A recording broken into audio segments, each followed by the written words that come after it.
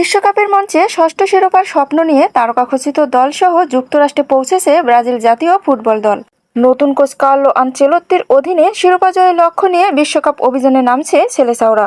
Neymar, Vinicius junior, Marquinhos সহ একঝাঁক তারকা ইতিমধ্যেই দলের সঙ্গে যোগ দিয়েছেন। বিশ্বকাপের আগে নিজেদের শেষ প্রস্তুতি ম্যাচে পানামাকে ৬-২ গোলে বিধ্বস্ত করে আত্মবিশ্বাসী অবস্থায় টুর্নামেন্টে যাচ্ছে ব্রাজিল। সেই ম্যাচে দুর্দান্ত পারফরম্যান্স দেখিয়েছেন ভিনিসিয়াস জুনিয়র এবং কাসেমিরো। নতুন কোচ আনচেলোত্তি ম্যাচটিকে ব্যবহার করেছেন দলকে আরও গোছানোর জন্য এবং দ্বিতীয়ার্ধে একাধিক পরিবর্তন এনে স্কোয়াডের গভীরতাও যাচাই করেছেন। দীর্ঘ ইনজুরির পর দলে ফেরা নেইমারকে ঘিরে রয়েছে বাড়তি আলোচনা।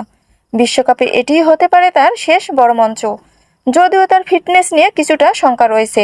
তারপরও ব্রাজিল কোচিং স্টাফ ও সমর্থকরা বিশ্বাস করছেন বড় ম্যাচে পার্থক্য গড়ে দিতে পারেন এই সুপারস্টার।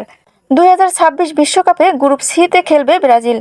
তাদের সঙ্গে রয়েছে মরক্কো, স্কটল্যান্ড ও হাইতি। শক্তিশালী স্কোয়াড নিয়ে মাঠে নামলেও শিরোপা জয়ের পথ সহজ হবে না। তবে 5 বারের বিশ্ব চ্যাম্পিয়নদের লক্ষ্য একটাই, 24 বছরের অপেক্ষার অবসান ঘটিয়ে আবারও বিশ্বকাপ ট্রফি দেশে ফিরিয়ে নেওয়া। যুক্তরাষ্ট্রে ব্রাজিল দলের আগমন ঘিরে বিমানবন্দর ও টিম হোটেলের বাইরে জড়ো হন শত শত সমর্থক। প্রিয় তারকাদের এক ঝলক দেখতে ঘন্টার পর ঘন্টা অপেক্ষা করেন তারা। বিশ্বকাপ শুরুর আগেই ব্রাজিল শিবিরে দেখা যাচ্ছে আত্মবিশ্বাস, উচ্ছ্বাস এবং শিরোপা জয়ের দৃঢ় প্রত্যয়। এখন দেখার বিষয় তারকাখচিত এই দল কতদূর যেতে পারে ফুটবলের সবচেয়ে বড় আসরে।